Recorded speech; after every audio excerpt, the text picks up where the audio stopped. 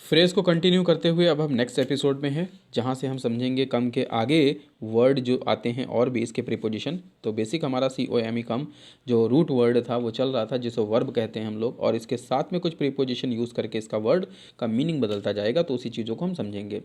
Phrases क्या होते हैं हर एपिसोड में मैंने एक्सप्लेन किया, इस बार भी मैं बताऊँगा आपको। फ्रेजेस एग्जैक्टली जब किसी वर्ब के साथ में कुछ प्रीपोजिशन यूज़ किया जाए और उसका मीनिंग उस वर्ब से बदल जाए तो उसको हम लोग फ्रेज कहते हैं।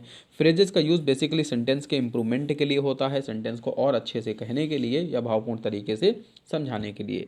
बेसिकली जब हम इसे सेंटेंस में यूज़ करते हैं तो हम किसी भी फॉर्म में इसे यूज़ कर सकते हैं। जैसे वर्ब की फर्स्ट फॉर्म होती है, सेकंड फॉर्म होती है और थर्ड फॉर्म होती है। इसके अलावा जीरेंड होता है जिसे ING फॉर्म कहा जाता है, और इसके अलावा इन्फिनेटिव।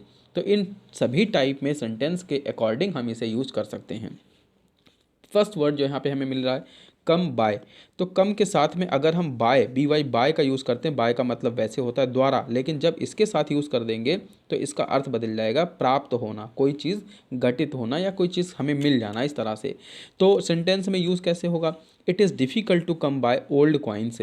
आज के समय में ये मुश्किल है कि पुराने सिक्के मिल पाएँ। हालांकि ऐसा पॉसिबल है, मतलब ये भी नहीं है कि नहीं मिलेगा, बट आप थोड़ा कोशिश करोगे तो मिल जाएगा, लेकिन यहाँ डिफ़िकल्ट वर्ड यूज़ किया गया, मुश्किल है थोड़ा सा, असंभव नहीं।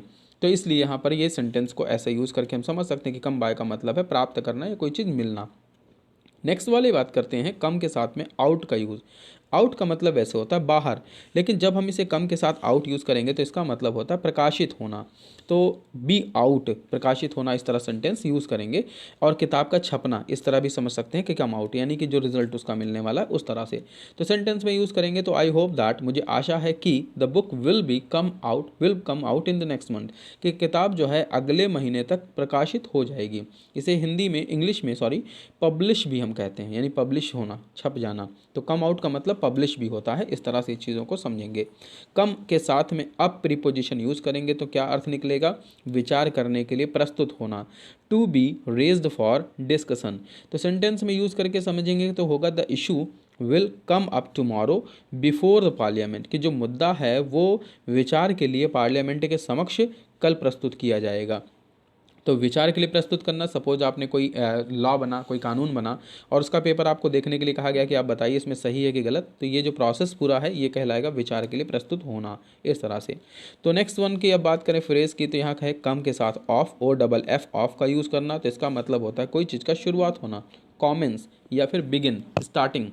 तो स्टार्टिंग में इसको हम बोलेंगे इस तरह से सेंटेंस में कि the annual function will come of in the month of January.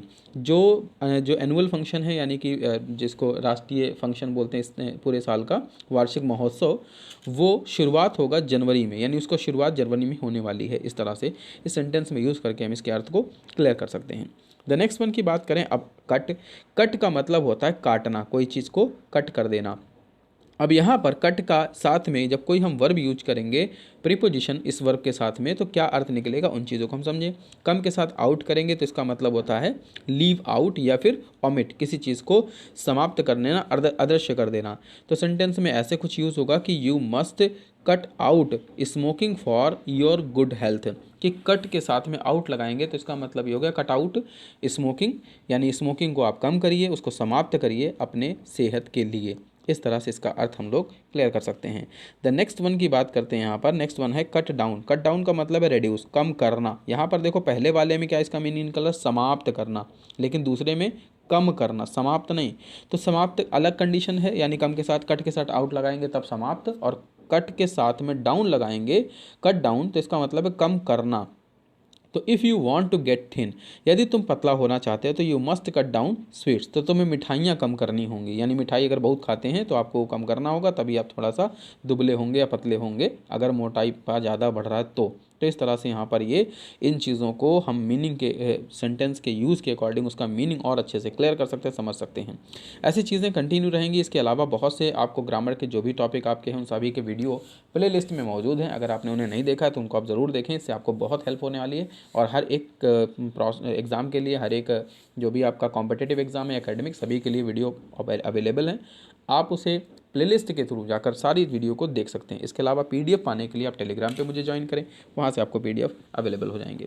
Next one अब बात करते हैं हम यहाँ पे कट के बाद में ऑफ, कट के साथ ऑफ लगना। इसका मतलब होता है डाई, ख़त्म कर देना, कोई चीज़ काट देना, समाप्त कर देना, जो टू लीव आउट की बात कर रहे थे। लेकिन यहाँ पे कट ऑफ का मतलब यहाँ पे हो जाता है कि डिस्कनेक्ट की कंडीशन, और यहाँ पर क्या है कि कोई चीज़ समाप्त की कंडीशन, तो दोनों थोड़ा डिफरेंट है। अब यहाँ पे जब हम बात करेंगे the power supply of the town has been cut off, कि शहर की जो बिजली व्यवस्था है वो थोड़ी देर के लिए कट ऑफ यानी काट दी गई है, ख़त्म कर दी गई इस तरह से। तो देखिए यहाँ पर अब कन्फ्यूज़न मत होइए कि कट आउट का मतलब क्या है, कट ऑफ का मतलब क्या है, कहाँ हम किसको यूज़ करेंगे। तो ये आपके ऊपर डिपेंड करता है कि आप किस जगह पर कहाँ पर क्या यूज़ करना चाहते हो। कट डाउन, कट ऑफ अगर यूज करोगे तो इसका मतलब यहाँ पे जैसे बिजली को बंद कर देना है, पावर सप्लाई के अलावा वाटर सप्लाई बंद कर देना, गैस कनेक्शन, इस टाइप की चीज़ों को कट ऑफ। और इस जगह कोई भी मान लीजिए आपको जो सहायता मिल रही थी मनी की, उस तरह से गवर्नमेंट की तरफ से कोई बेनिफिट आपका बंद कर दिया गया, कट ऑफ कहलाएगा। कट आउट वहाँ कहलाएगा जहाँ पे हम कोई हैबिट की बात कर रहे हैं, कोई भी चीज़ हम समाप्त करने की बात कर रहे हैं, इस तरह से कि हमें ये करना चाहिए, समाप्त करने के लिए समाप्त कर देना चाहिए, जिससे कि समस्याएं दूर हो सकें, इस तरह से। तो अब नेक्स्ट समझते हैं डू। डू का मतलब हिंदी में अर्थ होता है करना, किसी कार्य को कारित करना, एक्शन जिसे हम बोलेंगे। डू के साथ अवे लगाएंगे तो इसका मतलब है समाप्त करना, यानी अबॉलिश, किसी चीज़ को उन्मूलन कर देना, हमेशा के लिए समाप्त कर देना। तो द प्रैक्टिस ऑफ अनटचबिलिटी, यानी कि जो अछूत की प्रथा है वो must be done away with if Hindu society is to progress. अगर भारतीय सभ्यता में जो हिंदू धर्म है उसको अपने आप को प्रोग्रेस करना है तो उसे जो अछूत वाली प्रथा है उसको डन अवे, समाप्त करना ही होगा, यानी हो जाना चाहिए, तभी ये संभव है। तो इसका मतलब यहाँ पे हो गया किसी चीज़ को हमेशा के लिए ख़त्म कर देना। अब देखिए डू यहाँ पे फर्स्ट फॉर्म में दिया है, बट जब हम इसे सेंटेंस में यूज़ करेंगे तो डन यहाँ पे कर दिया गया, बी के बाद में वर्ब की थर्ड फॉर्म आती, इस वजह से यहाँ पर पुट किया गया इसे। तो हम सेंटेंस के अकॉर्डिंग ही वर्ब की फॉर्म को पुट करेंगे, सेंटेंस के अकॉर्डिंग उसका जो भी टाइप आएगा उसे लिखेंगे। अब ये ग्रामर का बेसिक टॉपिक है कि हम कैसे वर्ब को यूज़ करते हैं, किन वर्ब के बाद में या किस सेंटेंस में किस टाइप के वर्ब को यूज़ करते हैं। इसके वीडियोस प्लेलिस्ट में आपको मिल जाएंगे, वहाँ से आप बिल्कुल इसे देख लें, और डिस्क्रिप्शन में भी इसका लिंक आपको मिल जाएगा। नेक्स्ट वन देखते हैं डू के साथ अप का यूज़ करना। डू के साथ जब हम अप यूज़ करते हैं तो इसका मतलब होता है गेट टायर्ड या फिर थक जाना, तो बी टायर्ड। कोई भी जब व्यक्ति थक जाता है तो डू अप, इसका मतलब होता है कि कोई थक गया है।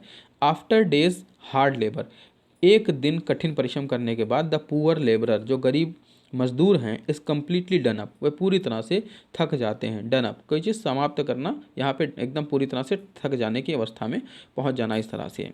नेक्स्ट वन, डू के साथ विद का यूज़ करें तो इसका अर्थ निकलेगा काम चलाना, एनी वर्क टू डू, यानी कोई भी कार्य जो है काम चलाने की स्थिति में है तो उस तरह से इसको बोलेंगे। तो सेंटेंस कुछ इस तरह से बनेगा, you should be prepared to do with all types of assistance these days, कि आपको इसलिए तैयार रहना चाहिए कि सभी प्रकार के जो असिस्टेंट्स हैं उनके साथ आपको काम करना है, तो काम चलाने की व्यवस्था में होना चाहिए। तो इस तरह से हम इस सेंटेंसेस को यहाँ पर समझेंगे और याद करेंगे, जिससे कि आपका मीनिंग बिल्कुल क्लियर हो जाएगा और आप इसको किसी भी सेंटेंस में यूज़ कर पाएंगे। आई होप कि चीज़ें आपको क्लियर हुई हैं। इसके साथ ही आपको नेक्स्ट वीडियो में हम आपके कंटिन्यू करेंगे इसको आगे डाई के साथ में, और नेक्स्ट एपिसोड में हम इस चीज़ को समझेंगे। तो बने रहिए चैनल के साथ और देखते रहिए।